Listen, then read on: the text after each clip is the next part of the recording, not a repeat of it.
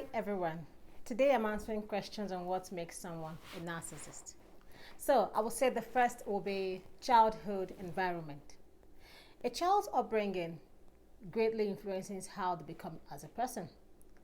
Narcissists generally come from homes where their emotional needs were not met. For example, if a child is neglected or in some way being told he or she is better than someone else or better than other of the children.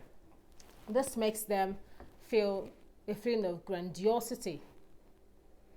Secondly, if a child is constantly being scrutinized beyond what is normal due to forceful, controlling behaviors, either from the parents or people around, the child will constantly need praise or affirmation whenever they want to feel great or better. So, for example, a child will always want to hear thank you or some sort of praise when they've done something right because there's somebody behind the scenes, either a parent or a guardian, always scrutinizing whatever thing they do. So in order for the child to feel better, they tend to create a wall of grandiosity to feel important just for self-protection. If this continues for a very long run, that is a narcissist in the grooming. 2 will be hereditary or genetics. I would say 80% of children or adults or people who are narcissists are from genetics. There is some evidence to suggest that narcissism is hereditary. This suggests that people who have those narcissistic qualities allow them to develop as they grow older.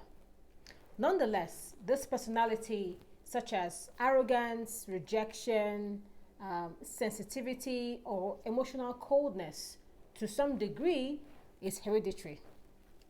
So after this degree, there's a higher degree, which is the narcissist, where the person tends to manipulate other people using these characteristics I mentioned. Thirdly will be culture and society. Environmental factors also contribute to narcissism.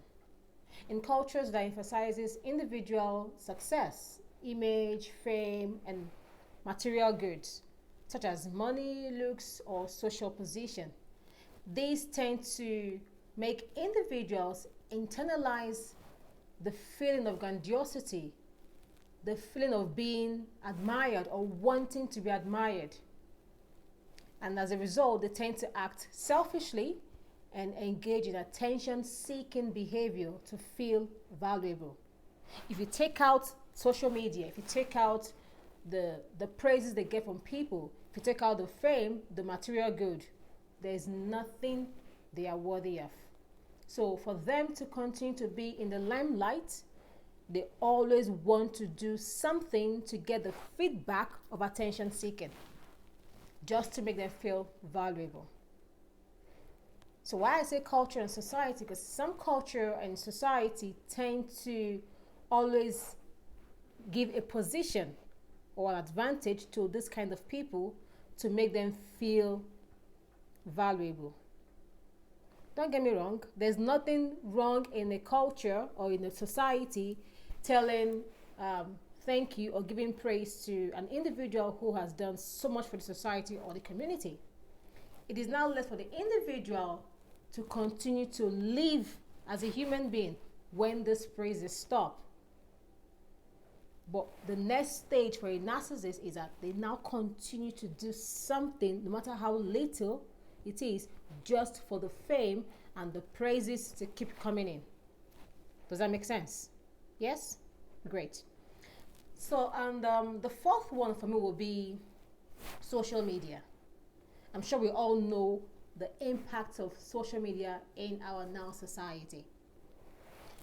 I would say social media does not on its own create narcissism, but it does amplify these traits. Individuals can selectively construct a captivating image or curated posts about how extraordinary they look or their life seems to be.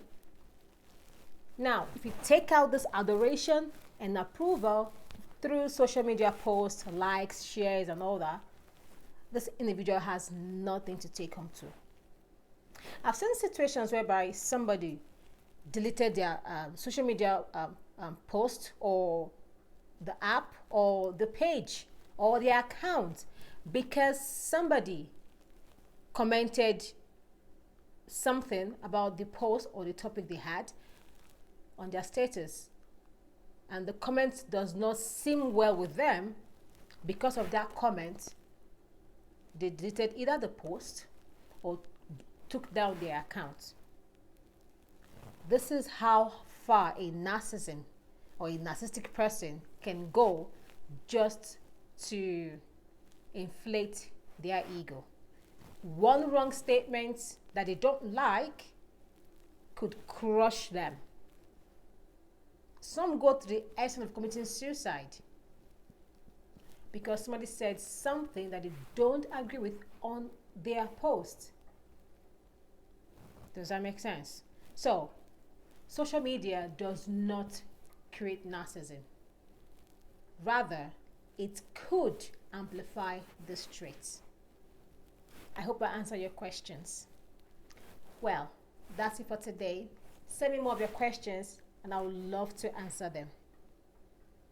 I'd love to hear from you from any of my social media accounts on TikTok, Facebook, YouTube, and Instagram as I come your way next week. My name is Cynthia, and this official Cynthia Speaks. Take care now and be safe. Bye.